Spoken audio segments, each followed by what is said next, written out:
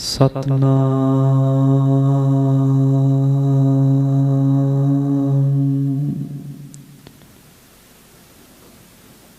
श्री वाहिगुरु साहिब जी।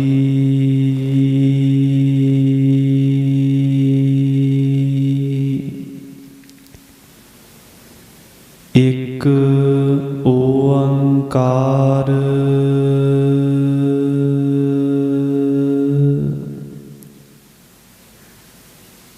सत नाम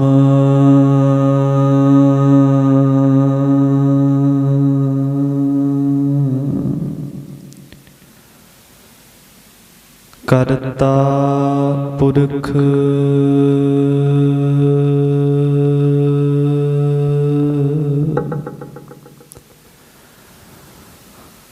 निर्भौ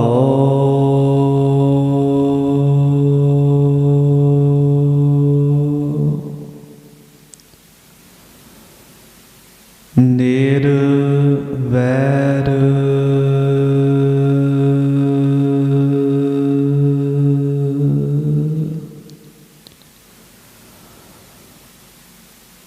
अकाल मूरत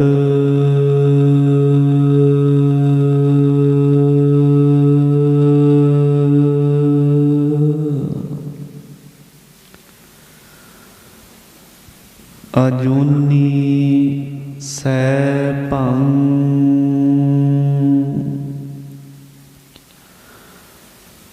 गुर प्रसाद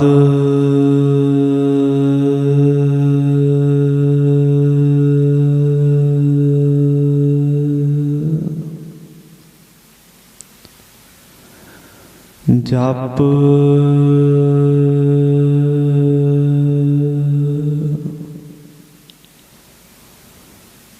आद सच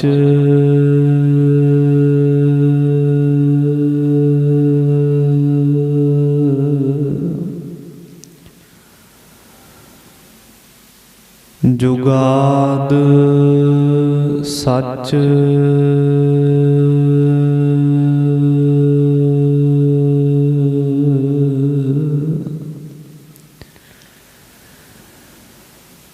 है भी सच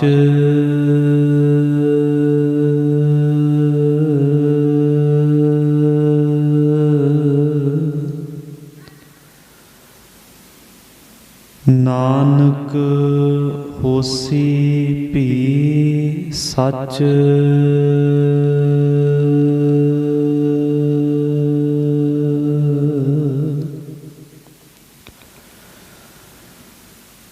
हम मैले तुम उज्जल करते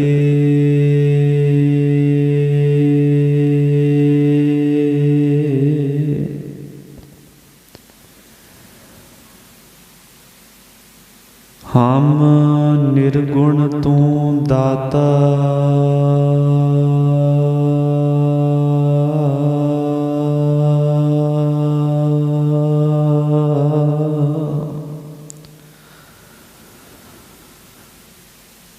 हम मूर्ख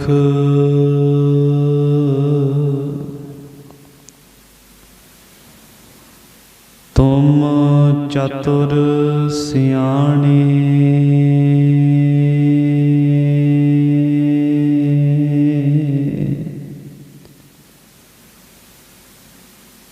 तू सर्ब कला का ज्ञाता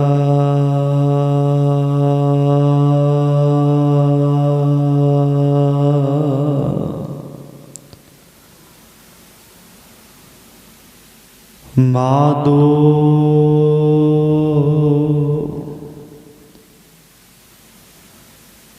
हम ऐसे तू ऐसा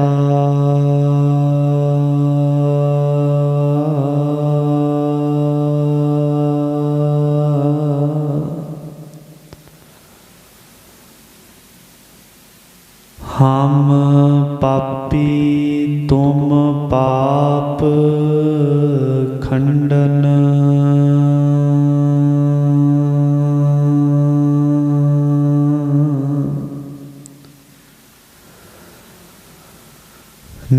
को ठाकुर देसा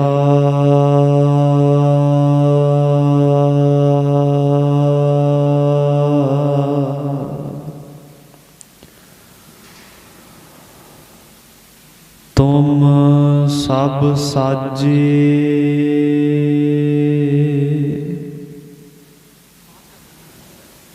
साज निवाजे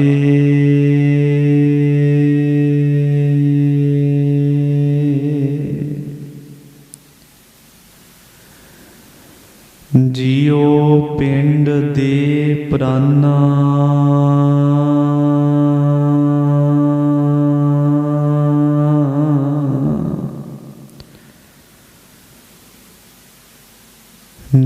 निर्गुणियारे गुण नहीं कोई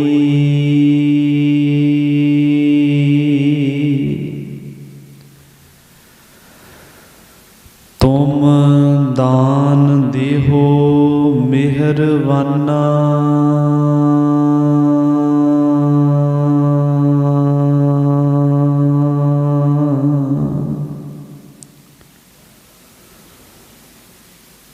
तुम करहो भला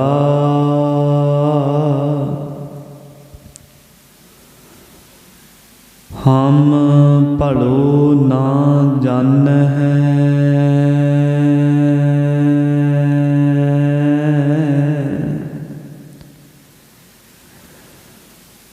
तुम सदा सदा दयाला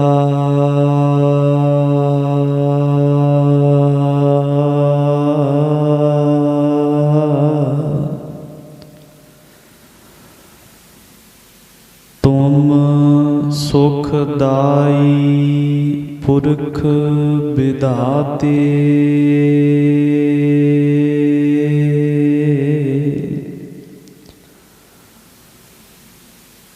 तुम राखो अपने बाला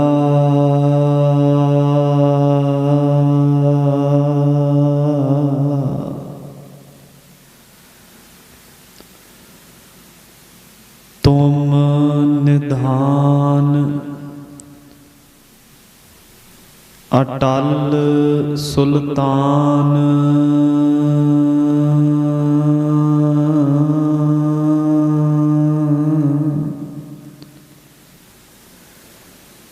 जी जंत सब जाचै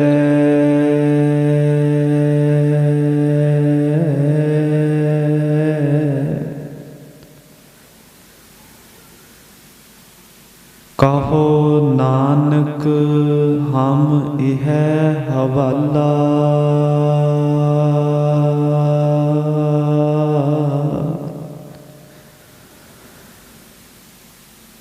राख संतन कै पाछै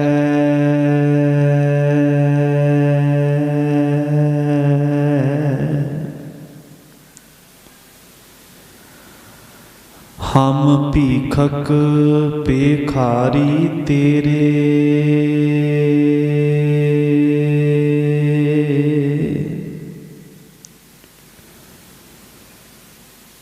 तू निज पत है दाता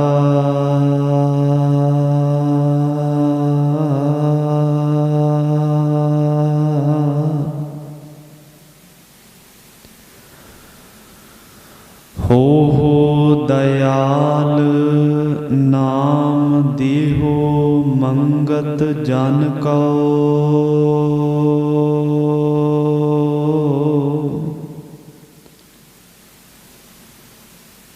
सदा रहो रंग राता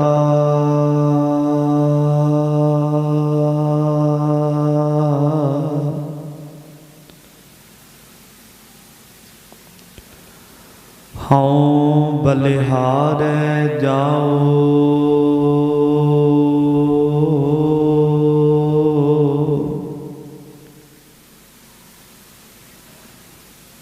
साचे तेरे नाम विटहो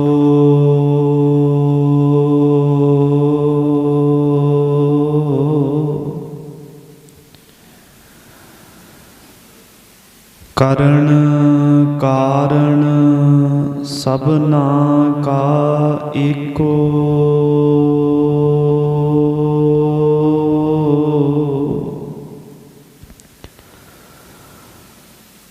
ਅਵਰ ਨਾ ਦੂਜਾ ਕੋਈ।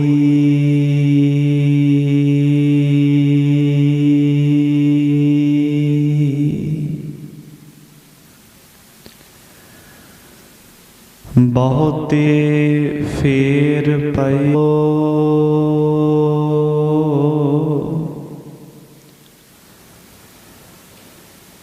ਅਬ ਕਿਛ ਕਿਰਪਾ ਕੀਜੈ।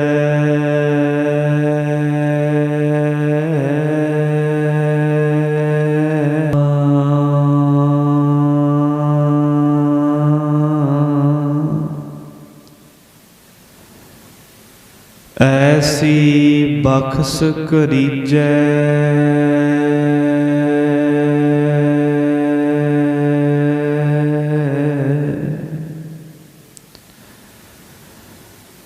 ਭਨਤ ਨਾਨਕ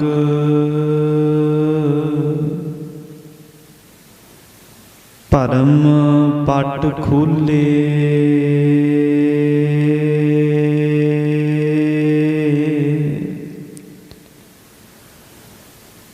ਗੁਰ ਪ੍ਰਸਾਦੀ ਜਾਣਿਆ।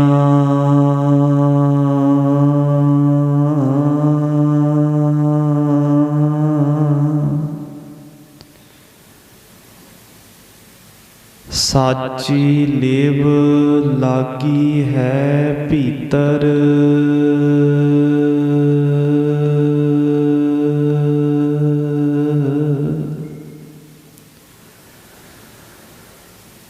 ਸਤਿਗੁਰ ਸਿਓ ਮਨ ਮਾਨਿਆ।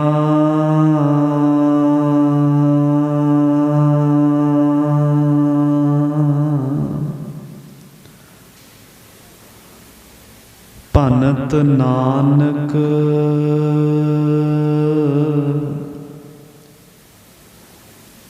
ਭਰਮ ਪਟ ਖੁੱਲੇ।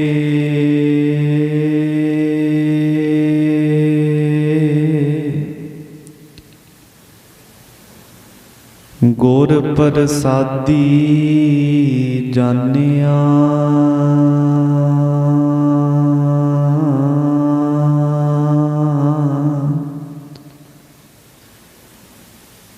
ਸਾਚੀ ਲੇਵ ਲਾਗੀ ਹੈ ਭੀਤਰ।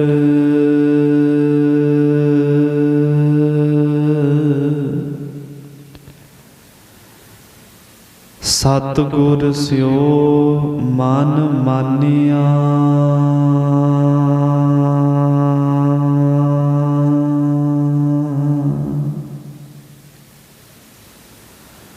ਪਰਮ ਸਤਿਕਾਰਯੋਗ ਰਾਜਾਨ ਰਾਜ ਪਾਨਾਨ ਪਾਨ ਦੇਵਾਨ ਦੇਵ ਉਪਮਾ ਮਹਾਨ ਵਾਲੀਏ ਕੋ ਲਾਲਮ ਸਰਵਰੇ ਕਾਇਨਾਤ ਚਵਰ ਛਤਰ ਤਖਤ ਦੇ ਮਾਲਕ ਗੁਰਤਾ ਗੱਦੀ ਪਰ ਵਿਰਾਜਮਾਨ ਦੀਨ ਦੁਨੀਆ ਦੇ ਵਾਲੀ ਤ੍ਰਿਲੋਕੀ ਦੇ ਨਾਥ ਹਜੂਰੀ ਅਨਵਰ ਸ਼ਾਹੀ ਸ਼ਹਿਨਸ਼ਾਹ ਪੀਰਾਨ ਪੀਰ ਮੀਰਾਨ ਮੀਰ ਸਾਹਿਬੇ ਕਮਾਲ ਸਾਹਿਬੇ ਜਮਾਲ ਐਥੈ ਉਥੈ ਰਖਵਾਲਾ ਪ੍ਰਭ ਸਤਿਗੁਰ ਦੀਨ ਦਇਆਲਾ। ਧੰਨ ਧੰਨ ਸ੍ਰੀ ਗੁਰੂ ਗ੍ਰੰਥ ਸਾਹਿਬ ਜੀ ਦੀ ਅਪਾਰ ਕਿਰਪਾ ਸਦਕਾ ਸੰਤ ਬਾਬਾ ਬੇਲਾ ਸਿੰਘ ਦੀ ਪਵਿੱਤਰ ਯਾਦ ਵਿੱਚ ਹਰ ਸਾਲ ਦੀ ਤਰ੍ਹਾਂ ਸਾਲਾਨਾ ਬਰਸੀ ਮਨਾਉਂਦਿਆਂ ਹੋਲੇ ਮਹੱਲੇ ਦਾ ਪਵਿੱਤਰ ਦਿਹਾੜਾ ਮਨਾਇਆ ਜਾ ਰਿਹਾ ਹੈ। ਅੱਜ ਪਹਿਲੇ ਦਿਨ ਦਾ ਦੀਵਾਨ ਸਜਿਆ ਹੈ। ਸਜੇ ਹੋਏ ਦੀਵਾਨ ਵਿੱਚ ਸੁਖਮਨੀ ਸਾਹਿਬ ਦੇ ਪਾਠ ਅਤੇ ਉਸ ਤੋਂ ਉਪਰੰਤ ਬੱਚਿਆਂ ਵੱਲੋਂ ਗੁਰਬਾਣੀ ਦਾ ਕੀਰਤਨ ਕੀਤਾ ਗਿਆ ਹੈ। ਆਓ ਸ਼ਰਧਾ ਭਾਵਨਾ ਇਕਾਗਰਤਾ ਸਾਵਧਾਨਤਾ ਨਿਰਮਾਨਤਾ ਦੇ ਨਾਲ ਕੁਝ ਸਮੇਂ ਵਾਸਤੇ ਗੁਰਮਤਿ ਵਿਚਾਰਾਂ ਦੀ ਸਾਂਝ ਪਾਈਏ। ਵਿਚਾਰਾਂ ਦੀ ਸਾਂਝ ਪਾਉਣ ਤੋਂ ਪਹਿਲਾਂ ਸਰਬੱਤ ਸੰਗਤ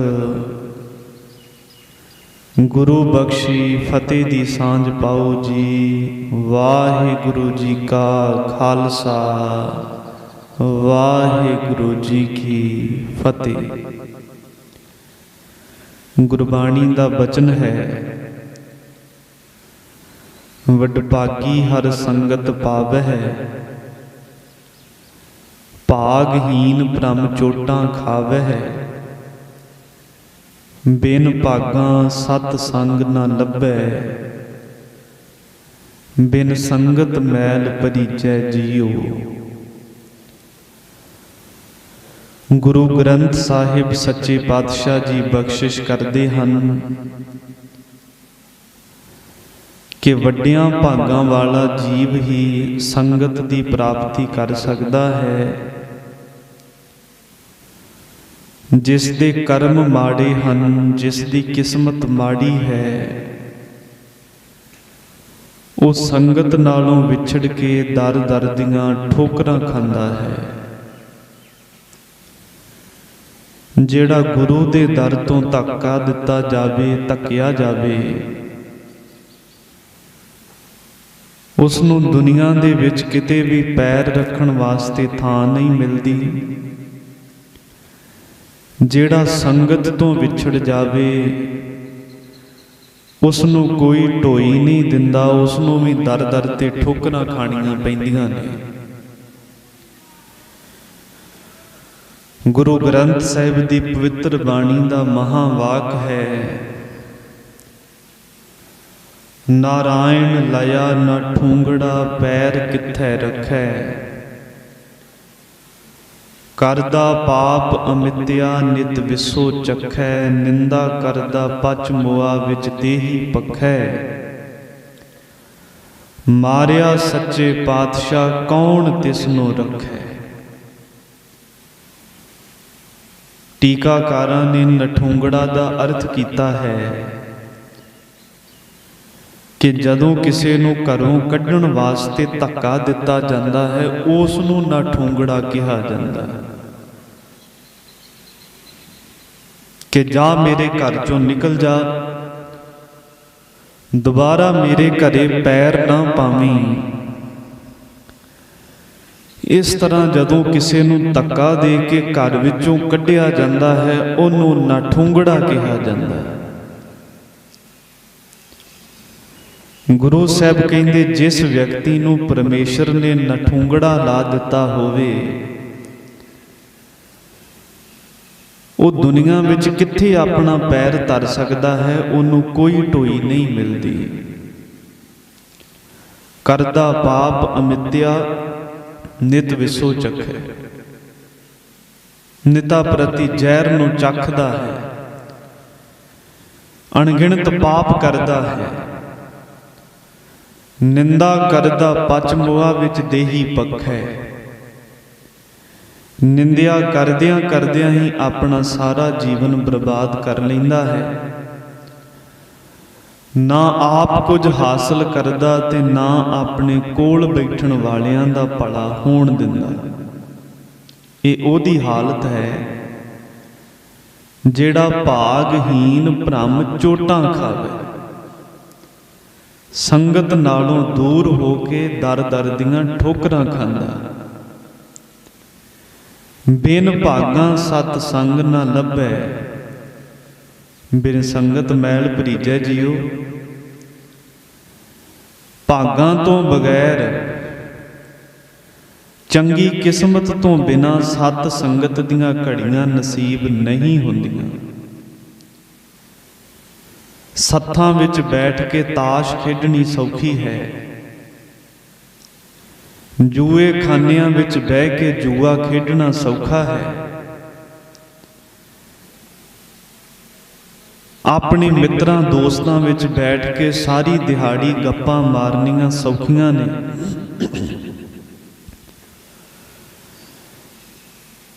ਸਾਰੇ ਦਿਨ ਵਿੱਚ 10-10 ਘੰਟੇ ਲਗਾਤਾਰ ਕੰਮ ਕਰਨਾ ਸੌਖਾ ਹੈ, ਪਰੰਤੂ ਸੰਗਤ ਕਰਨੀ ਬੜਾ ਔਖਾ ਕੰਮ ਹੈ। ਗੁਰਬਾਣੀ ਦਾ ਬਚਨ ਹੈ, ਸਾਰੋ ਦਿਵਸ ਮਜੂਰੀ ਕਰੈ, ਹਰ ਸਿਮਰਨ ਕੀ ਵੇਲਾ ਬਜਰ ਸਿਰ ਪਰੈ।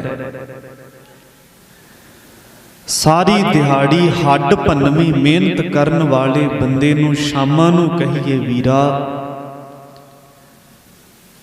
ਤੂੰ ਅੱਜ ਦਾ ਦਿਨ ਕੰਮ ਬਹੁਤ ਕੀਤਾ ਹੈ, ਤੇਰੇ ਸ਼ਾਬਾਸ਼, ਪਰ ਆ ਮੈਂ ਤੈਨੂੰ ਗੁਰਦੁਆਰੇ ਲੈ ਕੇ ਜਾਂਦਾ ਹਾਂ, ਉੱਥੇ 1 ਘੰਟਾ ਬੈਠ ਕੇ ਕਥਾ ਕੀਰਤਨ ਸੁਣ, ਅੱਧਾ ਘੰਟਾ ਗੁਰੂ ਕੋਲ ਬੈਠ। ਗੁਰਦੇਵ ਬਖਸ਼ਿਸ਼ ਕਰਦੇ ਨੇ, ਜਿਸ ਬੰਦੇ ਨੂੰ ਸੰਗਤ ਨਹੀਂ ਮਿਲੀ ਉਹਦੇ ਮਨ ਵਿੱਚ ਪਾਪਾਂ ਦੀ ਮੈਲ ਵੱਧਦੀ ਜਾਵੇਗੀ। ਦੇਖੋ, ਕੋਈ ਕੱਪੜਾ 2 ਦਿਨਾਂ ਦਾ ਮੈਲਾ ਹੋਵੇ ਤੇ ਘਰ ਦੀਆਂ ਸੁਆਣੀਆਂ ਉਸ ਨੂੰ ਧੋ ਕੇ ਸਵਾਰ ਕੇ ਸਾਫ਼ ਕਰ ਦਿੰਦੀਆਂ ਨੇ, ਪਰ ਜੇ ਬੰਦਾ 2 ਦਿਨਾਂ ਦੇ ਮੈਲੇ ਕੱਪੜੇ ਨੂੰ ਤੀਜੇ ਦਿਨ ਵੀ ਨਾਮ ਜਪਣ ਵਾਲੇ ਸੀ, ਉਹਨਾਂ ਆਪਣੇ ਮਾਲਾ ਫੜਨ ਵਾਲੇ ਹੱਥਾਂ ਦੇ ਵਿੱਚ ਤਲਵਾਰਾਂ ਕਿਵੇਂ ਫੜ ਲਈਆਂ। ਆਖਿਰਕਾਰ ਉਹਨਾਂ ਦੀ ਕੀ ਮਜਬੂਰੀ ਸੀ ਕਿ ਉਹਨਾਂ ਨੂੰ ਘਰ ਘਾਟ ਛੱਡ ਕੇ ਜੰਗਲਾਂ ਵਿੱਚ ਜਾ ਕੇ ਘੋੜਿਆਂ ਦੀਆਂ ਕਾਠੀਆਂ ਤੇ ਆਸਣ ਲਾਉਣੇ ਪਏ। ਉਹਦੀ ਵਜ੍ਹਾ ਕੀ ਹੈ? ਅਸਲ ਵਿੱਚ ਜਦੋਂ ਕਿਸੇ ਬੰਦੇ ਦੇ ਨਾਲ ਵਧੀਕੀ ਕੀਤੀ ਜਾਂਦੀ ਹੈ, ਉਹ 1 ਵਾਰ ਜਰਦਾ, 2 ਵਾਰ ਜਰਦਾ, ਤੀਜੀ ਵਾਰ ਭਾਵੇਂ ਉਹ ਬੰਦਾ ਜਿੰਨਾ ਮਰਜ਼ੀ ਮਾੜਾ ਹੋਵੇ, ਵਧੀਕੀ ਕਰਨ ਵਾਲੇ ਦੇ ਗਲ ਪੈ ਜਾਂਦਾ ਹੈ। ਹੋਇਆ 1-2 ਵਾਰ ਤੇਰਾ ਧੱਕਾ ਅਸੀਂ ਝੱਲ ਲਿਆ, ਪਰ ਤੂੰ ਵਾਰ-ਵਾਰ ਧੱਕਾ ਕਰੇਗਾ ਤੇ ਅਸੀਂ ਆਪਣੇ ਹੱਥਾਂ ਵਿੱਚ ਚੂੜੀਆਂ ਨਹੀਂ ਪਾਈਆਂ ਕਿ ਚੁੱਪ ਕਰਕੇ ਬੈਠੇ ਰਹੀਏ। ਜਦੋਂ ਜਹਾਂਗੀਰ ਬਾਦਸ਼ਾਹ ਦੇ ਜ਼ੁਲਮ ਦਾ ਸਿਖਰ, ਜ਼ੁਲਮ ਦਾ ਸੂਰਜ ਅਸਮਾਨ ਤੇ ਚਮਕਾਂ ਪਿਆ ਮਾਰਦਾ ਸੀ, ਤੇ ਉਸੇ ਹੀ ਜ਼ੁਲਮ ਕਰਕੇ ਗੁਰੂ ਅਰਜਨ ਦੇਵ ਮਹਾਰਾਜ ਜੀ ਨੂੰ ਸ਼ਹੀਦ ਕਰ ਦਿੱਤਾ ਗਿਆ। ਤੇ ਉਸ ਸ਼ਹੀਦੀ ਦੇ ਵਿੱਚੋਂ ਇੱਕ ਜਲਵਾ ਫੁੱਟਿਆ, ਜਿਸ ਜਲਵੇ ਨੇ 4 ਜੰਗਾਂ ਕਰਕੇ ਮੁਗਲਿਆ ਹਕੂਮਤ ਦੀਆਂ ਜੜ੍ਹਾਂ ਲਾ ਕੇ ਰੱਖ ਦਿੱਤੀਆਂ।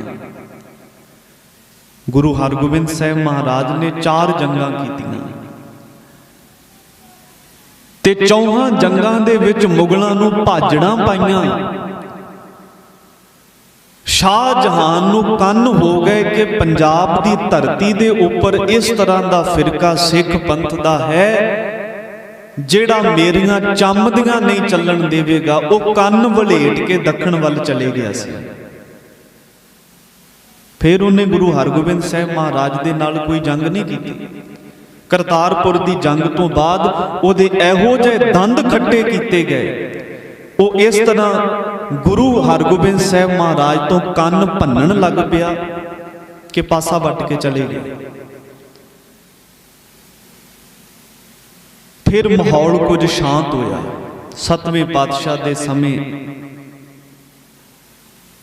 ਭਾਵੇਂ ਵੀਰ ਰਸੀ ਫੌਜਾਂ 24 ਘੰਟੇ ਸਤਿਗੁਰਾਂ ਦੇ ਨਾਲ ਰਹਿੰਦੀਆਂ ਸਨ, ਪਰ ਹਜੂਰ ਨੇ ਕੋਈ ਜੰਗ ਨਹੀਂ ਕੀਤੀ, ਕਿਉਂਕਿ ਜੰਗ ਕਰਨ ਦੀ ਲੋੜ ਹੀ ਨਹੀਂ ਪਈ।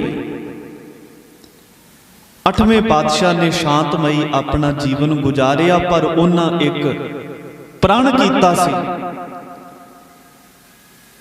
ਜਦੋਂ ਰਾਜਾ ਜੈ ਸਿੰਘ ਸਵਾਈ ਨੇ ਆਖਿਆ ਕਿ ਤੁਸੀਂ ਦਿੱਲੀ ਵਿੱਚ ਆ ਕੇ ਸੰਗਤਾਂ ਨੂੰ ਦਰਸ਼ਨ ਦਿਓ, 8ਵੇਂ ਪਾਤਸ਼ਾਹ ਕਹਿੰਦੇ ਜ਼ਰੂਰ,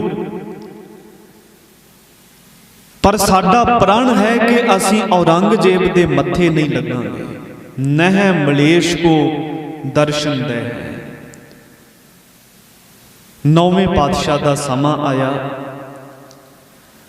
ਧੰਨ ਸ੍ਰੀ ਗੁਰੂ ਤੇਗ ਬਹਾਦਰ ਮਹਾਰਾਜ ਜੀ ਦੇ ਵਕਤ ਔਰੰਗਜ਼ੇਬ ਬਾਦਸ਼ਾਹ ਦਾ ਜ਼ੁਲਮ ਦਿਨੋਂ ਦਿਨ ਵੱਧਦਾ ਜਾ ਰਿਹਾ ਸੀ। ਕਿਉਂਕਿ ਸਾਧ ਸੰਗਤ ਜੀ, ਵੈਸੇ ਤਾਂ ਮੁਗਲ ਰਾਜਿਆਂ ਦੇ ਵਿੱਚ ਸਾਰਿਆਂ ਨੇ ਹੀ ਰਾਜ ਤਲਵਾਰ ਦੇ ਜ਼ੋਰ ਨਾਲ ਲਿਆ, ਪਰ ਸਭ ਤੋਂ ਮਹਿੰਗੇ ਮੁੱਲ ਦੇ ਵਿੱਚ ਰਾਜ ਔਰੰਗਜ਼ੇਬ ਨੂੰ ਮਿਲਿਆ ਸੀ। ਆਪਣੇ ਭਰਾ ਕਤਲ ਕਰਨੇ ਪਏ, ਆਪਦੇ ਪਿਤਾ ਨੂੰ ਕੈਦ ਵਿੱਚ ਰੱਖ ਕੇ ਤੜਫਾ ਕੇ ਮਾਰਿਆ, ਆਪਣੀ ਸਕੀ ਭੈਣ ਨੂੰ ਕੈਦ ਵਿੱਚ ਰੱਖਿਆ। ਬਹੁਤ ਵੱਡਾ ਮੁੱਲ ਤਾਰ ਕੇ ਔਰੰਗਜ਼ੇਬ ਹਿੰਦੁਸਤਾਨ ਦਾ ਤਖਤ ਨਸ਼ੀਨ ਹੋਇਆ ਸੀ। ਤੇ ਤਖਤ ਤੇ ਬੈਠਦਿਆਂ ਸਾਰ ਉਹਨੇ ਇੱਕਦਮ ਇਸ ਤਰ੍ਹਾਂ ਦਾ ਹੁਕਮ ਨਹੀਂ ਸੀ ਜਾਰੀ ਕੀਤਾ ਕਿ ਮੈਂ ਕੋਈ ਹਿੰਦੂ ਰਹਿਣ ਨਹੀਂ ਦੇਣਾ। ਸਨ 1659 ਦੇ ਜੁਲਾਈ ਮਹੀਨੇ ਦੇ ਵਿੱਚ ਔਰੰਗਜ਼ੇਬ ਦਿੱਲੀ ਦੇ ਤਖਤ ਤੇ ਬੈਠਾ ਤੇ 1660 ਦੇ ਵਿੱਚ ਉਸਨੇ ਇਹ ਫਰਮਾਨ ਜਾਰੀ ਕਰ ਦਿੱਤਾ ਕਿ ਜਿੰਨੇ ਵੀ ਹਿੰਦੂ ਸਰਕਾਰੀ ਅਹੁਦਿਆਂ ਤੇ ਨੌਕਰੀ ਕਰਦੇ ਨੇ ਜਾਂ ਮੁਸਲਮਾਨ ਬਣ ਜਾਣ ਜਾਂ ਨੌਕਰੀ ਛੱਡ ਕੇ ਆਪਦੇ ਘਰ ਬੈਠ ਜਾਣ। ਕੋਈ ਵੀ ਹਿੰਦੂ ਸਰਕਾਰੀ ਨੌਕਰੀ ਨਹੀਂ ਕਰ ਸਕਦਾ। ਇਹ ਪਹਿਲਾ ਉਹਦਾ ਫਰਮਾਨ ਸੀ। ਜਦੋਂ ਹਿੰਦੂਆਂ ਨੇ ਇਸ ਫਰਮਾਨ ਨੂੰ ਸਹਿ ਲਿਆ, ਉਹਨੇ ਚੁੰਡੀ ਵੱਢ ਕੇ ਵੇਖਿਆ ਕਿ ਜੇ ਤਾਂ ਪੀੜ ਝੱਲ ਲਈ ਤੇ ਫਿਰ ਧੱਫਾ ਵੀ ਮਾਰਾਂਗੇ, ਕਿਉਂਕਿ ਹਕੂਮਤਾਂ ਇਸੇ ਤਰ੍ਹਾਂ ਹੀ ਚੈੱਕ ਕਰਕੇ ਵੇਖਦੀਆਂ ਨੇ। ਸਹਿਜੇ ਹਮਲੇ ਕੀਤੇ ਜਾਂਦੇ ਨੇ, ਇੱਕਦਮ ਕੋਈ ਹੱਲਾ ਨਹੀਂ ਹੁੰਦਾ।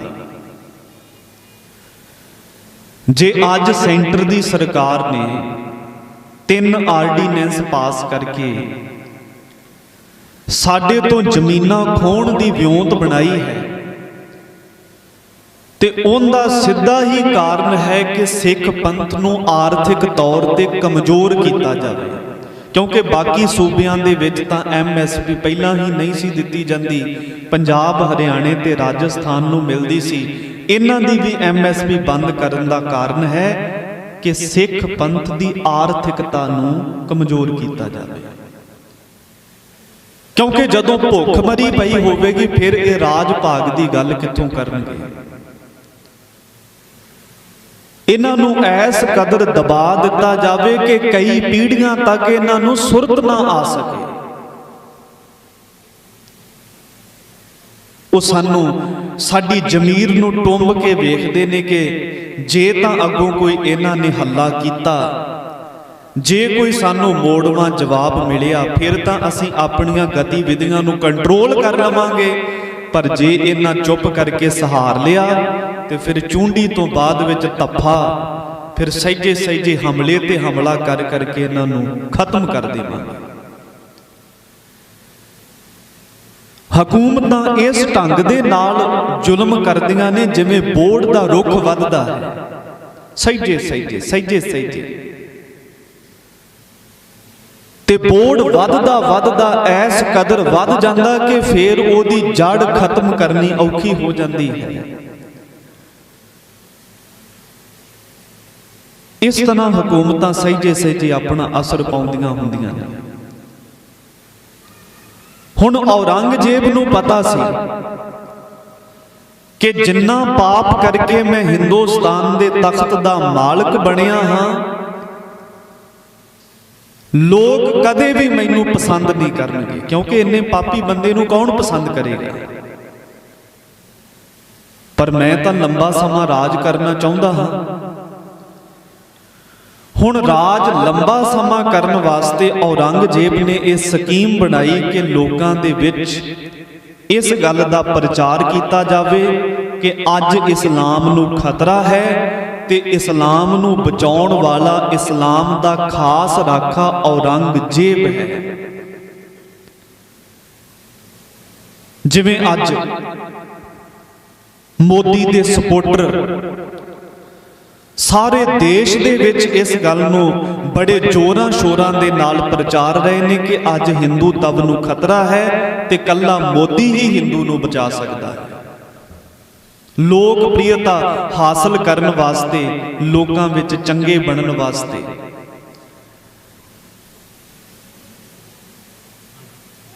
ਕਿਉਂਕਿ ਜਿਹੜਾ ਬੀਜੇਪੀ ਤੇ ਆਰਐਸਐਸ ਦਾ ਏਜੰਡਾ ਹੈ, ਉਹਨਾਂ ਨੇ ਸ਼ਰੇਆਮ ਆਖਿਆ ਕਿ ਸਾਨੂੰ ਇਸ ਗੱਲ ਦੀ ਕੋਈ ਪਰਵਾਹ ਨਹੀਂ ਕਿ ਦੇਸ਼ ਦੇ ਵਿੱਚ ਪੈਟਰੋਲ ਦੀਆਂ ਕੀਮਤਾਂ ਵੱਧਦੀਆਂ ਜਾ ਰਹੀਆਂ ਨੇ, ਬੇਸ਼ੱਕ ਵਧਣ।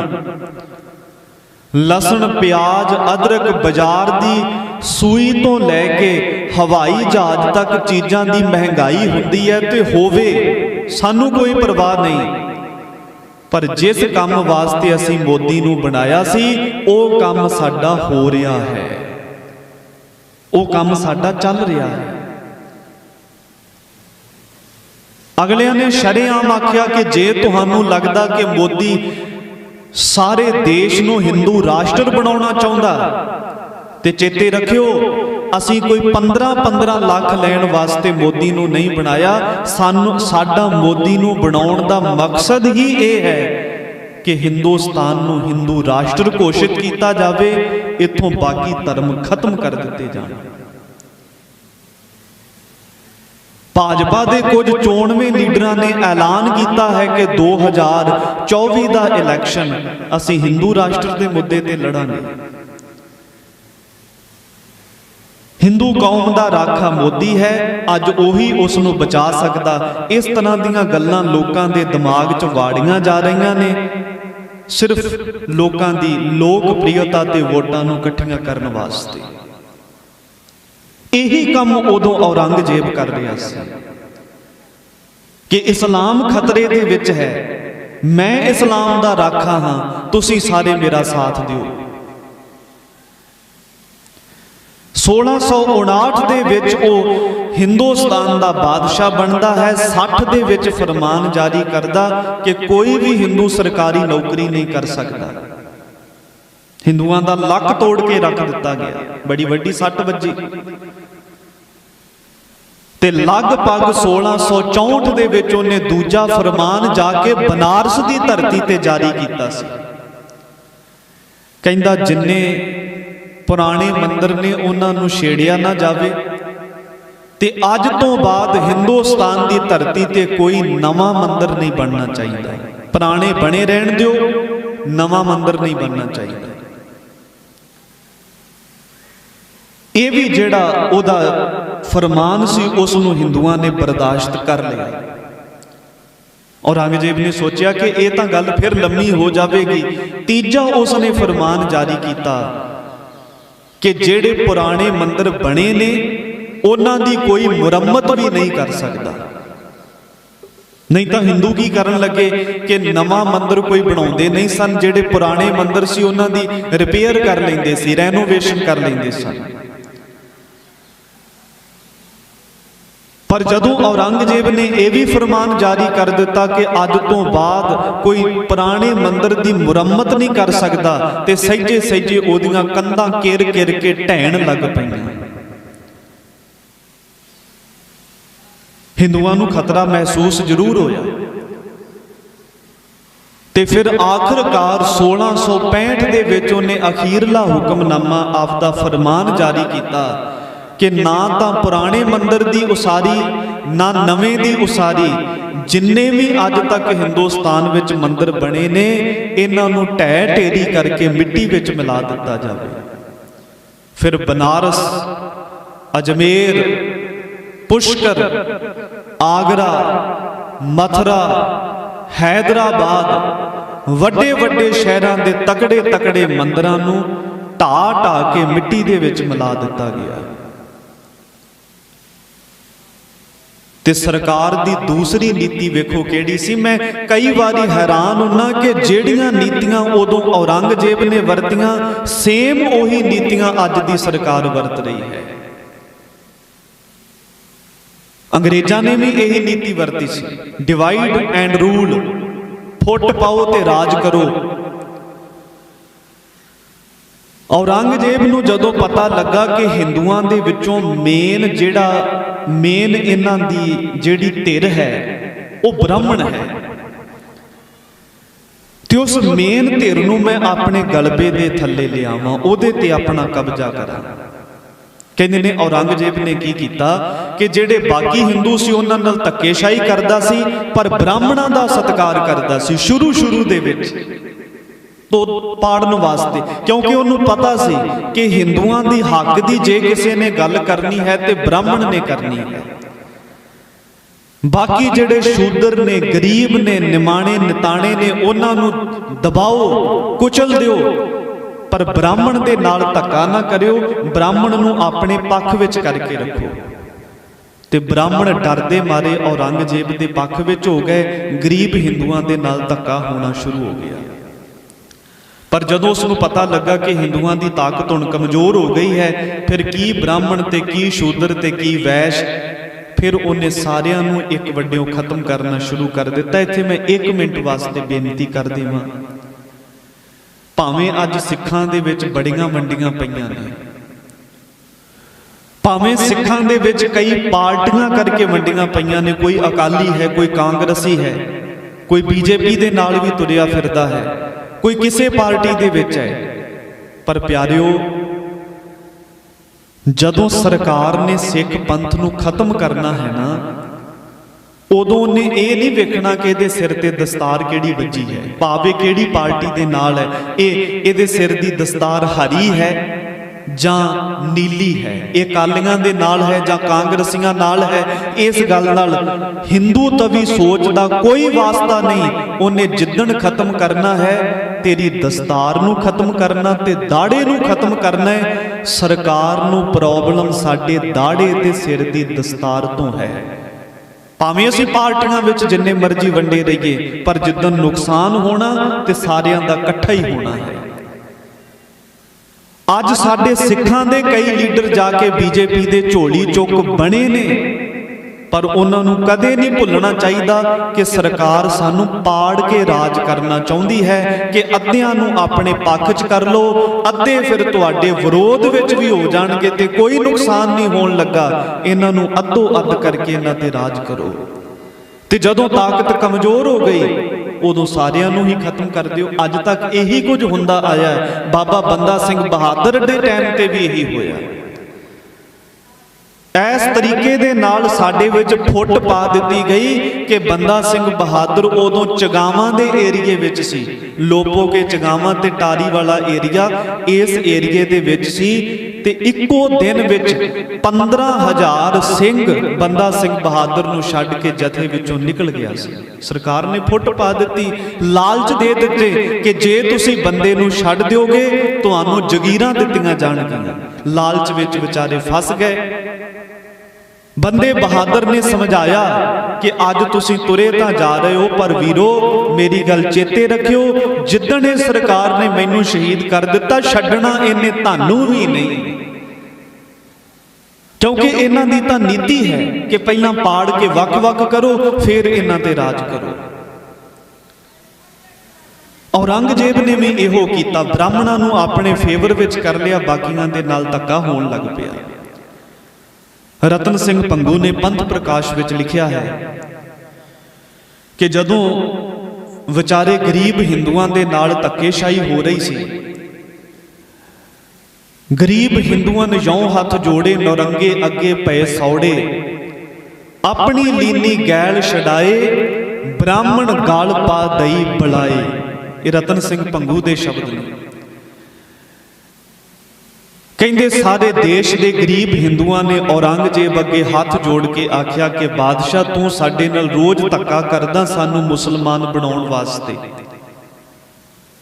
ਪਰ ਸਾਡੀ ਅਗਵਾਈ ਬ੍ਰਾਹਮਣ ਕਰਦੇ ਨੇ, ਜੇ ਤੂੰ ਉਹਨਾਂ ਨੂੰ ਮੁਸਲਮਾਨ ਬਣਾ ਲਵੇਂ ਅਸੀਂ ਸਾਰੇ ਆਟੋਮੈਟਿਕਲੀ ਤੇਰੇ ਧਰਮ ਵਿੱਚ ਆ ਜਾਵਾਂਗੇ, ਤੈਨੂੰ ਇੰਨਾ ਯਤਨ ਕਰਨ ਦੀ ਲੋੜ ਹੀ ਨਹੀਂ ਪਵੇਗੀ। ਤੇ ਰਤਨ ਸਿੰਘ ਭੰਗੂ ਕਹਿੰਦੇ ਆਪਣਾ ਤੇ ਖਹਿੜਾ ਛਡਾ ਲਿਆ, ਪਰ ਬ੍ਰਾਹਮਣਾਂ ਦੇ ਗਲ ਬਲਾ ਪਾ ਦਿੱਤੀ, ਬ੍ਰਾਹਮਣ ਗਲ ਪਾ ਦਈ ਬੁਲਾਏ। ਤੇ ਉਸ ਸਮੇਂ ਜ਼ਿਆਦਾ ਬ੍ਰਾਹਮਣ ਕਸ਼ਮੀਰ ਦੇ ਵਿੱਚ ਰਹਿੰਦੇ ਸੀ। ਕਸ਼ਮੀਰ ਦਾ ਏਰੀਆ ਬੜਾ ਸੁੰਦਰ ਸੀ, ਜ਼ਿਆਦਾਤਰ ਸਰਦੀ, ਥੋੜੀ ਥੋੜੀ ਕਿਤੇ ਗਰਮੀ ਹੁੰਦੀ ਹੈ, ਫਿਰ ਸਾਫ਼ ਸੁਥਰਾ ਵਾਤਾਵਰਨ ਹੈ, ਜੰਨਤ ਹੈ। ਤੇ ਬ੍ਰਾਹਮਣ ਵਿਦਿਆ ਨੂੰ ਪੜ੍ਹਨ ਪੜ੍ਹਾਉਣ ਵਾਲੇ ਸੀ, ਉਹਨਾਂ ਨੂੰ ਉਹ ਇਲਾਕਾ ਬੜਾ ਪਸੰਦ ਸੀ। ਇਵੇਂ ਕਹਿ ਲਓ ਕਿ ਹਿੰਦੁਸਤਾਨ ਦੇ ਵਿੱਚੋਂ ਬ੍ਰਾਹਮਣਾਂ ਦਾ ਗੜ੍ਹ ਸੀ ਕਸ਼ਮੀਰ ਰਿਆਸਤ। ਔਰੰਗਜ਼ੇਬ ਨੇ ਸੋਚਿਆ ਕਿ ਪਹਿਲਾਂ ਕਸ਼ਮੀਰ ਦੇ ਬ੍ਰਾਹਮਣਾਂ ਨੂੰ ਆਪਣਾ ਨਿਸ਼ਾਨਾ ਬਣਾਵਾਂ, ਕਿਉਂਕਿ ਜੇ ਕਸ਼ਮੀਰ ਨੂੰ ਬਣਾ ਲਿਆ, ਕਸ਼ਮੀਰ ਦੇ ਬ੍ਰਾਹਮਣ ਮੁਸਲਮਾਨ ਬਣ ਗਏ, ਤੇ ਉਹਦੇ ਦੋ ਫਾਇਦੇ ਹੋਣਗੇ। ਇੱਕ, ਜਦੋਂ ਪੜ੍ਹਿਆ ਲਿਖਿਆ ਬੰਦਾ ਕਿਸੇ ਧਰਮ ਨੂੰ ਅਡਾਪਟ ਕਰ ਲੈਂਦਾ ਹੈ, ਫਿਰ ਅਨਪੜ੍ਹ ਬੰਦਾ ਤੇ ਆਪਣੇ ਆਪ ਹੀ ਉਹਦੇ ਮਗਰ ਲੱਗ ਕੇ ਚਲੇ ਜਾਂਦਾ। ਜੇ ਅੱਜ ਪੜ੍ਹਿਆ ਲਿਖਿਆ ਬੰਦਾ ਕਿਸੇ ਕਬਰ ਤੇ ਮੱਥਾ ਟੇਕ ਦੇਵੇਗਾ, ਤੇ ਪਿੰਡ ਦੇ ਅਨਪੜ੍ਹ ਤਾਂ ਉਹਨੂੰ ਵੇਖ ਕੇ ਆਪਣੇ ਆਪ ਹੀ ਤੁਰ ਪੈਣਗੇ ਕਿ ਜੇ ਪੜ੍ਹਿਆ ਲਿਖਿਆ ਬੰਦਾ ਇੱਧਰ ਨੂੰ ਜਾ ਰਿਹਾ, ਇਹਦਾ ਮਤਲਬ ਕਿ ਗੱਲ ਜ਼ਰੂਰ ਕੋਈ ਹੋਵੇਗੀ। ਦੂਸਰਾ, ਜੇ ਕਸ਼ਮੀਰ ਦੇ ਲੋਕ ਮੁਸਲਮਾਨ ਬਣ ਜਾਂਦੇ ਨੇ, ਫਿਰ ਕਾਬਲ ਤੇ ਅਫਗਾਨਿਸਤਾਨ ਵੱਲ ਜਾਣ ਵਾਲਾ ਮੇਰਾ ਰਸਤਾ ਪੱਧਰਾ ਹੋ ਜਾਂਦਾ ਹੈ। ਔਰੰਗਜ਼ੇਬ ਮੱਕੇ ਦੀ ਯਾਤਰਾ ਕਰਨ ਵਾਸਤੇ ਜ਼ਿਆਰਤ ਲਈ ਗਿਆ ਸੀ, ਤੇ ਮੱਕੇ ਦੇ ਕਾਜ਼ੀਆਂ ਨੂੰ ਇਹਨੇ ਸਤਿਕਾਰ ਵਾਸਤੇ ਕੁਝ ਤੋਹਫੇ ਦਿੱਤੇ। ਉਹਨਾਂ ਨੇ ਇਨਕਾਰ ਕਰ ਦਿੱਤਾ, ਕਹਿੰਦੇ ਤੇਰੇ ਤੋਹਫੇ ਉਦੋਂ ਪ੍ਰਵਾਨ ਕਰਾਂਗੇ ਜਦੋਂ ਸਾਰੇ ਹਿੰਦੁਸਤਾਨ ਦੇ ਵਿੱਚ ਤੂੰ ਮੁਸਲਮਾਨ ਹੀ ਮੁਸਲਮਾਨ ਬਣਾ ਦੇਵੇਂਗਾ। ਔਰੰਗਜ਼ੇਬ ਨੇ ਪ੍ਰਣ ਕਰ ਲਿਆ ਕਿ ਮੈਂ ਇਹ ਕੰਮ ਪੂਰਾ ਕਰਨਾ ਹੈ, ਜਿਹੜਾ ਕੰਮ ਅੱਜ ਤੱਕ ਹਜ਼ਰਤ ਮੁਹੰਮਦ ਸਾਹਿਬ ਨੇ ਨਹੀਂ ਕੀਤਾ, ਉਹ ਕੰਮ ਮੈਂ ਦੁਨੀਆ ਦੇ ਲੋਕਾਂ ਨੂੰ ਕਰਕੇ ਵਿਖਾਵਾਂਗਾ। ਹੁਣ ਕਸ਼ਮੀਰੀ ਬ੍ਰਾਹਮਣਾਂ ਨੂੰ ਪਹਿਲਾਂ ਦਿੱਤੇ ਲਾਲਚ, ਜਿਹੜੇ ਤਾਂ ਕੱਚੇ ਪਿੱਲੇ ਸੀ ਉਹ ਲਾਲਚਾਂ ਵਿੱਚ ਆ ਕੇ ਧਰਮ ਛੱਡ ਗਏ। ਫਿਰ ਦਿੱਤੇ ਡਰਾਵੇ, ਵਿਚਾਰੇ ਕੰਮ ਦੇ ਲਈ ਕਮਜ਼ੋਰ, ਉਹ ਡਰਾਵਿਆਂ ਦੇ ਵਿੱਚ ਆ ਕੇ ਆਪਣਾ ਧਰਮ ਤਬਦੀਲ ਕਰ ਗਏ। ਆਖਿਰਕਾਰ ਜਿਹੜੇ ਡਰਾਵਿਆਂ ਦੇ ਨਾਲ ਵੀ ਨਹੀਂ ਡਰੇ, ਉਹਨਾਂ ਨੂੰ ਖਤਮ ਕਰ ਦਿੱਤਾ ਗਿਆ। ਤੇ ਕਸ਼ਮੀਰੀ ਬ੍ਰਾਹਮਣਾਂ ਦਾ ਆਗੂ ਪੰਡਤ ਕਿਰਪਾ ਰਾਮ, ਮਟਨ ਦਾ ਰਹਿਣ ਵਾਲਾ, ਇਹਦਾ ਹੀ ਪੜਦਾਦਾ ਬ੍ਰਹਮਦੱਤ ਗੁਰੂ ਨਾਨਕ ਸਾਹਿਬ ਮਹਾਰਾਜ ਪਾਤਸ਼ਾਹ ਜੀ ਨੂੰ ਮਿਲਿਆ ਸੀ, ਜਿੱਥੇ ਸਤਿਗੁਰਾਂ ਨੇ ਬਚਨ ਉਚਾਰਨ ਕੀਤਾ ਕਿ ਜਿਹੜਾ ਆਸਾ ਦੀ ਵਾਰ ਦੇ ਵਿੱਚ ਸਤਿਗੁਰੂ ਜੀ ਦਾ ਪਵਿੱਤਰ ਬਚਨ ਦਰਜ ਹੈ ਕਿ ਪੜ ਪੜ ਗੱਡੀ ਲੱਦੀ ਹੈ, ਪੜ ਪੜ ਭਰੀ ਹੈ ਸਾਥ, ਪੜ ਪੜ ਬੇੜੀ ਪਾਈ ਹੈ, ਪੜ ਪੜ ਗੱਡੀ ਹੈ ਖਾਤ। ਇਹ ਮਟਨ ਦੇ ਵਿੱਚ ਬ੍ਰਹਮਦੱਤ ਨੂੰ ਸੰਬੋਧਨ ਕਰਕੇ ਗੁਰੂ ਨਾਨਕ ਸਾਹਿਬ ਜੀ ਨੇ ਬਚਨ ਉਚਾਰਨ ਕੀਤਾ ਸੀ। ਉਹਦਾ ਹੀ ਪੜਪੋਤਾ ਹੈ ਪੰਡਤ ਕਿਰਪਾ ਰਾਮ। ਇਹਨੇ ਕੁਝ ਆਪਣੇ ਆਗੂਆਂ ਸਾਥੀਆਂ ਨੂੰ ਨਾਲ ਲਿਆ ਤੇ ਚਲੇ ਗਿਆ ਅਮਰਨਾਥ ਦੀ ਗੁਫਾ ਦੇ ਵਿੱਚ। ਸ਼ਿਵ ਜੀ ਅੱਗੇ ਅਰਦਾਸਾਂ ਕਰਨ ਲੱਗਾ, ਹੇ ਸ਼ਿਵ ਭਗਵਾਨ, ਅੱਜ ਸਾਡਾ ਧਰਮ ਸੰਕਟ ਵਿੱਚ ਹੈ, ਸਾਨੂੰ ਬਚਾਓ। 6 ਮਹੀਨੇ ਉੱਥੇ ਬੈਠਾ ਰਿਹਾ। ਪਹਿਲਾਂ ਤੇ ਜਾ ਕੇ ਅਰਦਾਸਾਂ ਕੀਤੀਆਂ, ਫਿਰ ਇਹਨਾਂ ਨੇ ਰੋਟੀ ਖਾਣੀ ਛੱਡ ਦਿੱਤੀ, ਮਰਨ ਵਰਤ ਰੱਖ ਲਿਆ। ਫਿਰ ਅਖੀਰ ਤੇ ਪਾਣੀ ਪੀਣਾ ਵੀ ਛੱਡ ਦਿੱਤਾ। 10-12 ਬ੍ਰਾਹਮਣ ਇੱਕ ਥਾਂ ਤੇ ਟੋਲੀ ਬਣਾ ਕੇ ਬੈਠ ਜਾਂਦੇ ਸੀ, 10-12 ਦੂਜੀ ਥਾਂ ਤੇ ਬੈਠ ਜਾਂਦੇ ਸੀ। 6 ਮਹੀਨਿਆਂ ਬਾਅਦ ਇਹਨਾਂ ਨੂੰ ਆਕਾਸ਼ਬਾਣੀ ਹੋਈ ਕਿ ਅੱਜ ਤੁਹਾਡਾ ਧਰਮ ਬਹੁਤ ਵੱਡੇ ਸੰਕਟ ਦੇ ਵਿੱਚ ਹੈ, ਕੋਈ ਨਹੀਂ ਬਚਾ ਸਕਦਾ। ਜੇ ਬਚਾ ਸਕਦਾ ਹੈ ਤੇ ਸਿਰਫ ਧੰਨ ਗੁਰੂ ਨਾਨਕ ਸਾਹਿਬ ਮਹਾਰਾਜ ਜੀ ਦੀ ਜੋਤ ਦੇ ਵਾਰਿਸ ਧੰਨ ਸ੍ਰੀ ਗੁਰੂ ਤੇਗ ਬਹਾਦਰ ਮਹਾਰਾਜ ਬਚਾ ਸਕਦੇ ਨੇ। ਇਹ ਅਮਰਨਾਥ ਤੋਂ ਤੁਰੇ, ਪਹਾੜਾਂ ਦਾ ਰਸਤਾ ਤੈਅ ਕਰਦੇ ਹੋਏ ਤੇ ਦਰਿਆਵਾਂ, ਨਦੀਆਂ, ਝੀਲਾਂ ਨੂੰ ਲੰਘਦੇ ਲੰਘਦੇ ਪੰਜਾਬ ਵਿੱਚ ਪਹੁੰਚੇ। ਗੁਰਦਾਸਪੁਰ ਥਾਣੀ ਹੁੰਦੇ ਹੋਏ ਪਹੁੰਚ ਗਏ ਸ੍ਰੀ ਅੰਮ੍ਰਿਤਸਰ ਸਾਹਿਬ ਦੀ ਪਵਿੱਤਰ ਧਰਤੀ ਤੇ। ਇੱਥੇ ਆ ਕੇ ਪਤਾ ਲੱਗਾ ਕਿ ਸ੍ਰੀ ਗੁਰੂ ਤੇਗ ਬਹਾਦਰ ਸਾਹਿਬ ਆਨੰਦਪੁਰ ਵਿੱਚ ਰਹਿੰਦੇ ਨੇ। ਇਹਨਾਂ ਬਿਆਸਾ ਦਰਿਆ ਨੂੰ ਪਾਰ ਕੀਤਾ, ਮੰਜ਼ਿਲ ਮੁਕਾਉਂਦੇ ਹੋਏ ਆਨੰਦਪੁਰ ਸਾਹਿਬ ਦੀ ਧਰਤੀ ਤੇ ਪਹੁੰਚੇ। ਸ੍ਰੀ ਗੁਰੂ ਤੇਗ ਬਹਾਦਰ ਸਾਹਿਬ ਦੀਵਾਨ ਸਜਾ ਕੇ ਬੈਠੇ ਸੀ। ਕਸ਼ਮੀਰੀ ਪੰਡਤ ਜਾ ਹਾਜ਼ਰ ਹੋਏ। ਇੱਥੇ ਵਿਦਵਾਨਾਂ ਦੀਆਂ ਦੋ ਰਾਇਆਂ ਨੇ। ਕੁਝ ਵਿਦਵਾਨਾਂ ਦਾ ਮੰਨਣਾ ਹੈ ਕਿ ਇੱਥੇ 17 ਪੰਡਤ ਕਿਰਪਾ ਰਾਮ ਦੇ ਸਮੇਤ ਗਏ ਸੀ, ਪਰ ਕਈ ਵਿਦਵਾਨਾਂ ਨੇ ਲਿਖਿਆ ਕਿ 200 ਪੰਡਤ ਗੁਰੂ ਸਾਹਿਬ ਦੇ ਚਰਨਾਂ ਵਿੱਚ ਹਾਜ਼ਰ ਹੋਇਆ। ਇਹਨਾਂ ਦੇ ਚਿਹਰੇ ਉਤਰੇ ਹੋਏ ਸੀ, ਰੰਗ ਪੀਲੇ ਭੂਕ ਹੋਏ ਪਏ ਸਨ। ਇਹਨਾਂ ਦੀ ਇਹ ਹਾਲਤ ਵੇਖ ਕੇ ਗੁਰੂ ਤੇਗ ਬਹਾਦਰ ਸਾਹਿਬ ਮਹਾਰਾਜ ਜੀ ਨੇ ਪੁੱਛਿਆ ਕਿ ਤੁਸੀਂ ਇੰਨੇ ਪਰੇਸ਼ਾਨ ਕਿਉਂ ਹੋ, ਦੁਖੀ ਕਿਉਂ ਹੋ? ਤੇ ਬ੍ਰਾਹਮਣਾਂ ਨੇ ਹੱਥ ਜੋੜ ਕੇ ਬੇਨਤੀ ਕੀਤੀ, ਸਤਿਗੁਰੂ ਜੀ, ਅੱਜ ਸਾਡਾ ਧਰਮ ਸੰਕਟ ਵਿੱਚ ਹੈ। ਸ਼ੇਰ ਅਫਗਾਨ ਖਾਨ ਬੜਾ ਜ਼ੁਲਮ ਢਾ ਰਿਹਾ ਹੈ, ਕਿਰਪਾ ਕਰਕੇ ਤੁਸੀਂ ਸਾਡੇ ਰਾਖੇ ਬਣੋ। ਭਾਈ ਸੰਤੋਖ ਸਿੰਘ ਨੇ ਇਹਨਾਂ ਦੀ ਬੇਨਤੀ ਨੂੰ ਆਪਣੇ ਸ਼ਬਦਾਂ ਵਿੱਚ ਲਿਖਿਆ ਹੈ। ਕਹਿੰਦੇ, ਜਿਮ ਦ੍ਰੋਪਤੀ ਰਾਖੀ ਲਾਜ, ਦਿਓ ਸਵਾਰ ਸੁਦਾਮੇ ਕਾਜ, ਗੱਜ ਕੇ ਬੰਧਨ ਕਾਟਣ ਹਾਰੇ, ਤੁਮ ਗੁਰੂ ਨਾਨਕ ਹੋ ਅਵਤਾਰੇ। ਜਿਮ ਦ੍ਰੋਪਤੀ ਰਾਖੀ ਲਾਜ, ਦਿਓ ਸਵਾਰ ਸੁਦਾਮੇ ਕਾਜ, ਦੁਖੀ ਪਿਪਰ ਜੋ ਚੱਲ ਕੇ ਆਏ ਪੁਰੀ ਆਨੰਦ, ਬਾਹ ਹਮਾਰੀ ਪਕੜੀਐ ਸ੍ਰੀ ਹਰਗੋਬਿੰਦ ਕੇ ਨੰਦ। ਕਿਰਪਾ ਕਰਕੇ ਸਾਡੀ ਬਾਹ ਫੜੋ। ਤੇ ਪਿਆਰਿਓ, ਗੁਰੂ ਤੇਗ ਬਹਾਦਰ ਸਾਹਿਬ ਮਹਾਰਾਜ ਜੀ ਦਾ ਤੇ ਸਿਧਾਂਤ ਹੈ, ਚਿਤ ਚਰਨ ਕਮਲ ਕਾ ਆਸਰਾ, ਚਿਤ ਚਰਨ ਕਮਲ ਸੰਗ ਜੋੜੀਐ।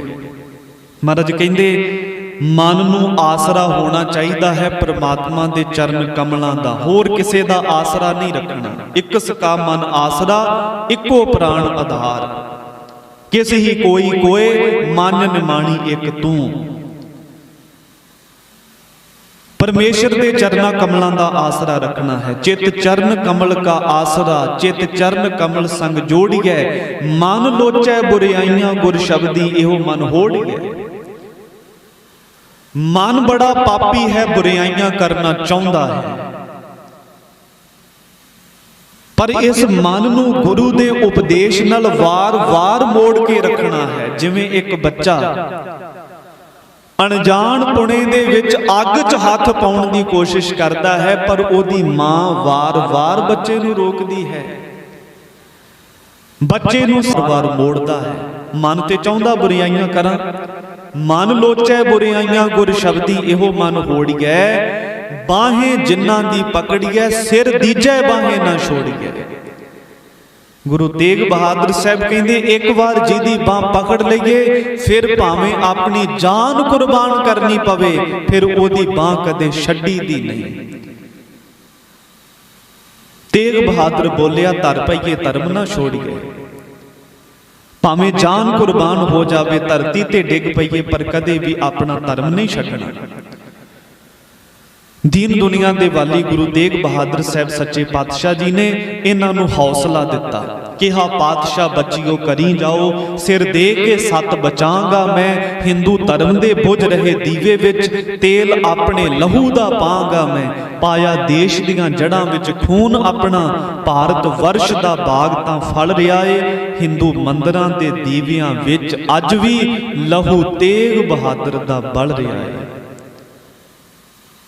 ਗੁਰੂ ਸਾਹਿਬ ਕਹਿੰਦੇ, ਜਾਓ ਜਾ ਕੇ ਔਰੰਗਜ਼ੇਬ ਨੂੰ ਕਹਿ ਦਿਓ ਕਿ ਪੱਤਾ ਪੱਤਾ ਤੋੜਨ ਦੇ ਨਾਲ ਕਦੀ ਰੁੱਖ ਨਹੀਂ ਪੁੱਟੇ ਜਾਂਦੇ। ਸਾਡਾ ਮੁੱਢ ਧੰਨ ਗੁਰੂ ਤੇਗ ਬਹਾਦਰ ਸਾਹਿਬ ਹੈ। ਜੇ ਤੂੰ ਮੁੱਢ ਨੂੰ ਖੇੜ ਦੇਵੇਂਗਾ, ਅਸੀਂ ਸਾਰੇ ਹਿੰਦੂ ਹੀ ਤੇਰੇ ਧਰਮ ਨੂੰ ਧਾਰਨ ਕਰ ਲਵਾਂਗੇ। ਉਹਨਾਂ ਦੇ ਦਿਲ ਨੂੰ ਢਾਰਸ ਮਿਲੀ। ਅਫਗਾਨ ਖਾਨ ਨੂੰ ਜਾ ਕੇ ਕਹਿ ਦਿੱਤਾ ਕਿ ਜੇ ਗੁਰੂ ਤੇਗ ਬਹਾਦਰ ਸਾਹਿਬ ਹਿੰਦੂ ਮੁਸਲਮਾਨ ਬਣ ਜਾਣ, ਅਸੀਂ ਉਹਨਾਂ ਦੇ ਮਗਰ ਹੀ ਤੁਹਾਡੇ ਧਰਮ ਵਿੱਚ ਆ ਜਾਵਾਂਗੇ। ਇੱਧਰ ਧੰਨ ਗੁਰੂ ਤੇਗ ਬਹਾਦਰ ਸਾਹਿਬ ਸੱਚੇ ਪਾਤਸ਼ਾਹ ਜੀ ਪਹਿਲਾਂ ਵੀ ਪੂਰਬ ਦੀ ਉਦਾਸੀ ਵਿੱਚ ਜਾ ਕੇ ਨਗਰਾਂ ਨਗਰਾਂ ਦੇ ਵਿੱਚ ਲੋਕਾਂ ਨੂੰ ਪ੍ਰਚਾਰ ਕਰਕੇ ਸਮਝਾਉਂਦੇ ਰਹੇ ਕਿ ਜੇ ਤੁਸੀਂ ਉਦਾਹਰਨਾਂ ਦਿੰਦੇ ਹੋ ਕਿ ਗਾਜ, ਅਜਾ, ਮਲ, ਗਨਕਾ ਤੇ ਧਰੂ ਨੇ ਰੱਬ ਨੂੰ ਚੇਤੇ ਕੀਤਾ ਤੇ ਰੱਬ ਨੇ ਉਹਨਾਂ ਦੀ ਮਦਦ ਕੀਤੀ। ਜੇ ਪਰਮੇਸ਼ਰ ਗਾਜ ਦੇ ਬੰਧਨਾਂ ਨੂੰ ਕੱਟ ਸਕਦਾ ਹੈ, ਦ੍ਰੋਪਦੀ ਦੀ ਲਾਜ ਰੱਖ ਸਕਦਾ ਹੈ, ਤੇ ਅੱਜ ਤੁਸੀਂ ਘਬਰਾਉਂਦੇ ਕਿਉਂ ਹੋ, ਅੱਜ ਤੁਸੀਂ ਫਿਕਰ 'ਚ ਕਿਉਂ ਪੈਂਦੇ ਹੋ, ਉਹ ਤੁਹਾਡੀ ਵੀ ਲਾਜ ਜ਼ਰੂਰ ਰੱਖੇਗਾ। ਬਸ ਇੱਕ ਵਾਰੀ ਉਹਦੇ ਤੇ ਭਰੋਸਾ ਰੱਖ ਕੇ ਤੁਸੀਂ ਸੰਘਰਸ਼ ਕਰੋ।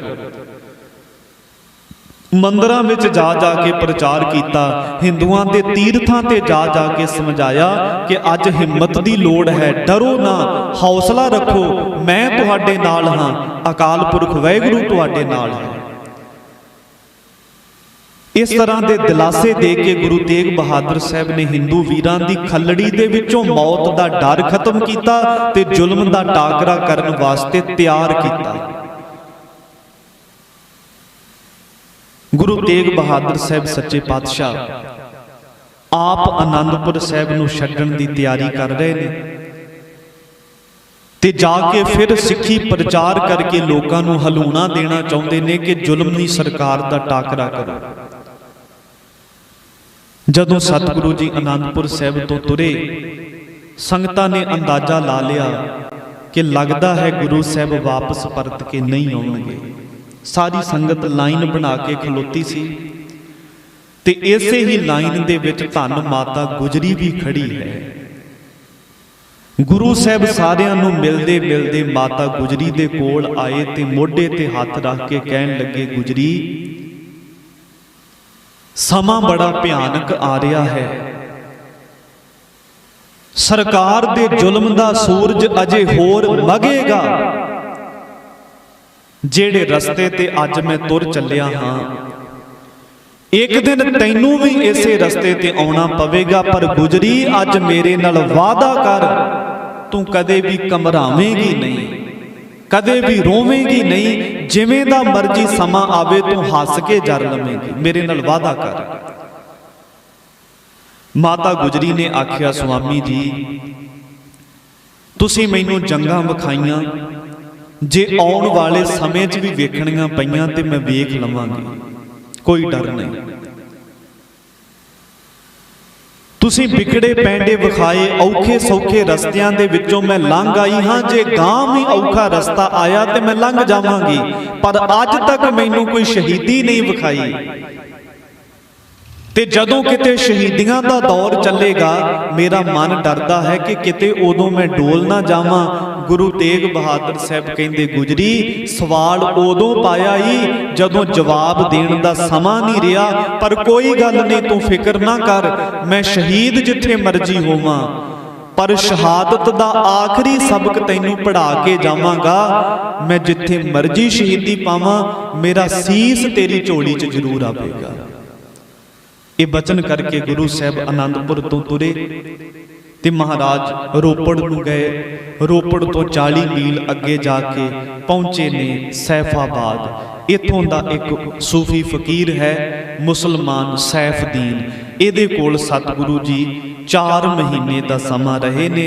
ਇਹਨੇ ਬੇਨਤੀ ਕੀਤੀ ਸੀ ਕਿ ਆਪ ਜੀ ਚੁਮਾਸੇ ਦੇ ਦਿਨ ਮੇਰੇ ਕੋਲ ਕੱਟੋ। ਇਹਦੇ ਬਾਗ ਵਿੱਚ ਸਤਿਗੁਰਾਂ ਨੇ ਦਿਨੇ ਜਾ ਕੇ ਬੈਠ ਜਾਣਾ, ਰਾਤ ਨੂੰ ਇਹਦੀ ਹਵੇਲੀ ਵਿੱਚ ਆ ਕੇ ਆਰਾਮ ਕਰਨਾ। ਇੱਥੇ ਨੇੜੇ ਪਟਿਆਲੇ ਦੇ ਬਹਾਦਰਗੜ੍ਹ ਹੈ। ਇਹ ਬੜਾ ਵੱਡਾ ਇੱਕ ਇਤਿਹਾਸਕ ਪੁਆਇੰਟ ਹੈ। ਬਹਾਦਰਗੜ੍ਹ ਸ਼ਹਿਰ ਗੁਰੂ ਤੇਗ ਬਹਾਦਰ ਸਾਹਿਬ ਦੇ ਨਾਮ ਤੋਂ ਬਣਿਆ ਹੈ। ਗੁਰੂ ਤੇਗ ਬਹਾਦਰ ਸਾਹਿਬ ਦੇ ਨਾਮ ਤੋਂ ਹੀ ਉਹ ਨਾਂ ਬਹਾਦਰਗੜ੍ਹ ਪਿਆ ਹੈ।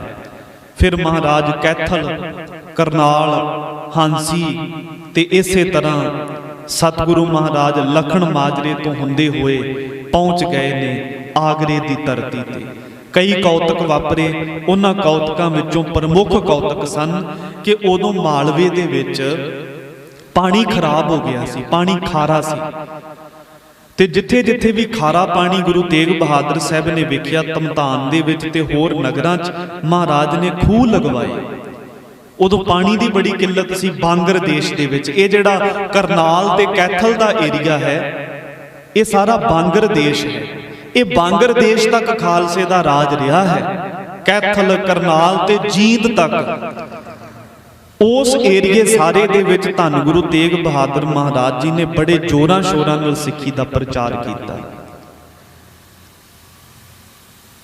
ਤੇ ਗੁਰੂ ਸਾਹਿਬ ਆਪ ਹੀ ਮਹਾਰਾਜ ਕੈਦ ਹੋਣਾ ਚਾਹੁੰਦੇ ਸੀ, ਕਿਉਂਕਿ ਸਤਿਗੁਰਾਂ ਦਾ ਬਚਨ ਹੈ ਕਿ ਕਾਰਾਗ੍ਰਹਿ ਆਪ ਹਮ ਲੀਨੋ। ਆਪਣੀ ਮਰਜ਼ੀ ਦੇ ਨਾਲ ਔਰੰਗਜ਼ੇਬ ਦੀ ਕੈਦ ਵਿੱਚ ਪਏ ਨੇ।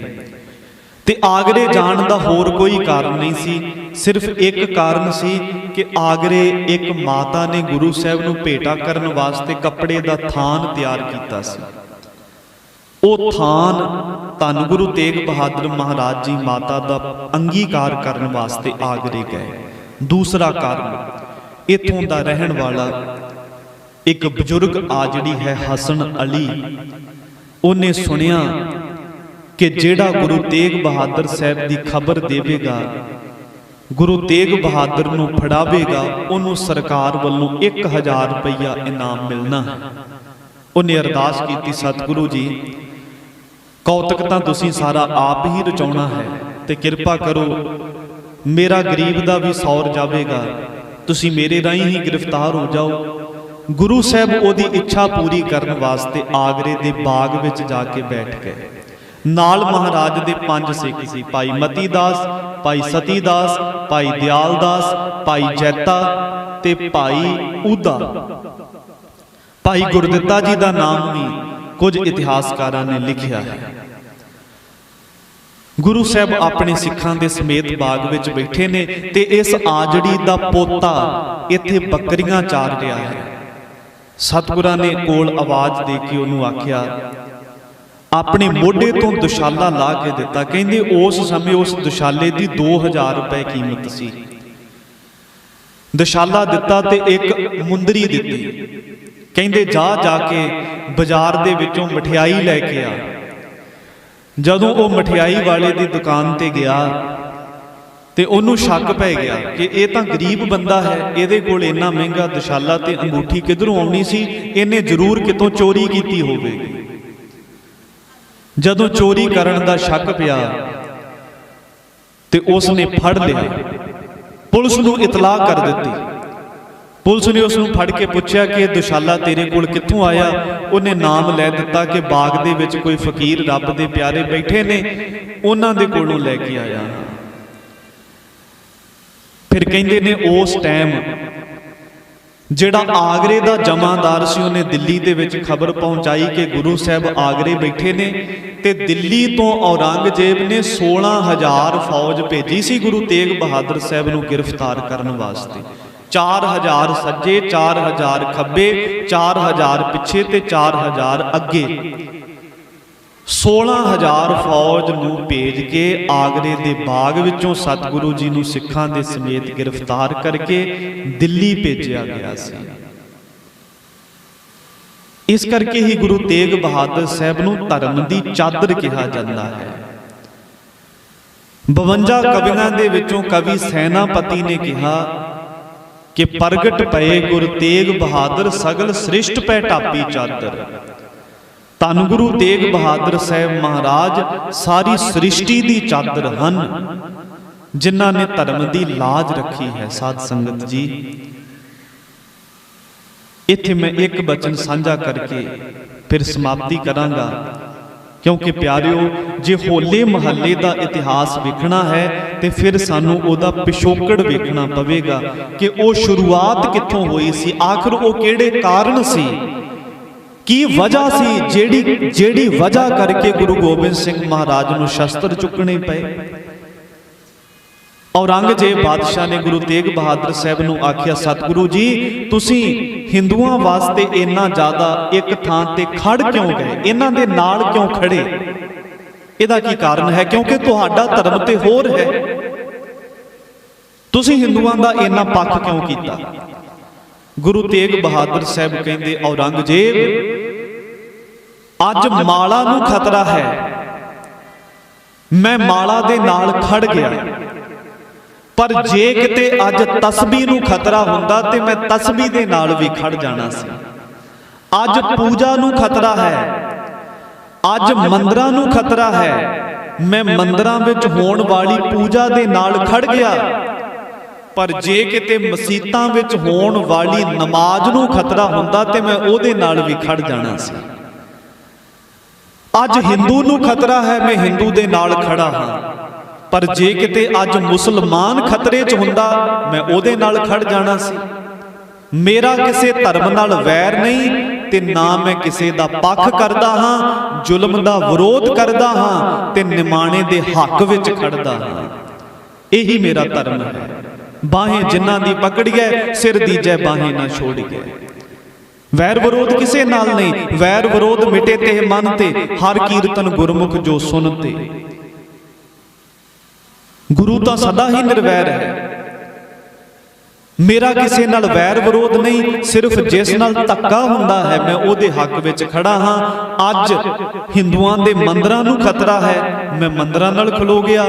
ਜੇ ਕੱਲ ਨੂੰ ਤੇਰੀਆਂ ਮਸੀਤਾਂ ਨੂੰ ਖਤਰਾ ਹੋਵੇਗਾ ਤੇ ਮੈਂ ਮਸੀਤਾਂ ਵਾਲੇ ਪਾਸੇ ਖਲੋ ਜਾਵਾਂਗਾ। ਧੰਨ ਗੁਰੂ ਤੇਗ ਬਹਾਦਰ ਸਾਹਿਬ ਸੱਚੇ ਪਾਤਸ਼ਾਹ ਨੇ ਇਹ ਮਹਾਨ ਲਾਸਾਨੀ ਕੁਰਬਾਨੀ ਕਰਕੇ ਸਾਰੇ ਵਿਸ਼ਵ ਦੇ ਇਤਿਹਾਸ ਵਿੱਚ ਇਹ ਮਿਸਾਲ ਕਾਇਮ ਕਰ ਦਿੱਤੀ ਕਿ ਆਪਣੇ ਵਾਸਤੇ ਤਾਂ ਲੋਕ ਲੜਦੇ ਮਰਦੇ ਨੇ, ਪਰ ਦੂਜੇ ਵਾਸਤੇ ਵੀ ਸ਼ਹੀਦੀ ਦਿੱਤੀ ਜਾ ਸਕਦੀ ਹੈ। ਪਰ ਸਵਾਰਥ ਵਾਸਤੇ ਵੀ ਆਪਾ ਕੁਰਬਾਨ ਕੀਤਾ ਜਾ ਸਕਦਾ ਹੈ।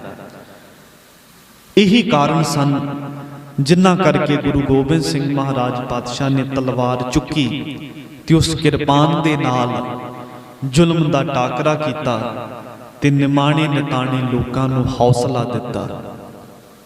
ਸਤਿਗੁਰੂ ਸਾਹਿਬ ਕਿਰਪਾ ਕਰਨ, ਇਹ ਆਗਰੇ ਤੋਂ ਗ੍ਰਿਫਤਾਰ ਕਰਕੇ ਫਿਰ ਦਿੱਲੀ ਦੇ ਵਿੱਚ ਸ਼ਹੀਦੀ ਪਾਉਣ ਦਾ ਪ੍ਰਸੰਗ ਤੁਸੀਂ ਆਉਣ ਵਾਲੇ ਜਥੇ ਤੋਂ ਸਰਵਣ ਕਰੋਗੇ। ਦਾਸ ਕੋਲੋਂ ਇੰਨੀਆਂ ਵਿਚਾਰਾਂ ਪ੍ਰਵਾਨ ਕਰਨੀਆਂ, ਵਿਚਾਰ ਕਰਦਿਆਂ ਹੋਈ ਭੁੱਲ ਚੁੱਕ ਦੀ ਖਿਮਾ ਬਖਸ਼ਿਸ਼ ਕਰਨੀ ਜੀ। ਅੱਗੇ ਵਾਸਤੇ ਸਮਤ ਬਖਸ਼ਣੀ ਸਰਬੱਤ ਸੰਗਤ ਅਤੇ ਸਤਿਗੁਰੂ ਸ੍ਰੀ ਗੁਰੂ ਗ੍ਰੰਥ ਸਾਹਿਬ ਮਹਾਰਾਜ ਪਾਤਸ਼ਾਹ ਜੀ ਦਾ ਬਹੁਤ ਬਹੁਤ ਧੰਨਵਾਦ ਹੈ। ਸਤਿਗੁਰੂ ਸਾਹਿਬ ਸਾਡੇ ਸਾਰਿਆਂ ਤੇ ਕਿਰਪਾ ਕਰਨ। ਪ੍ਰਬੰਧਕ ਕਮੇਟੀ ਅਤੇ ਗੁਰੂ ਸਾਹਿਬ ਦਾ ਕੋਟਾਨ ਕੋਟ ਰੋਮ ਰੋਮ ਕਰਕੇ ਧੰਨਵਾਦ ਹੈ। ਮਹਾਰਾਜ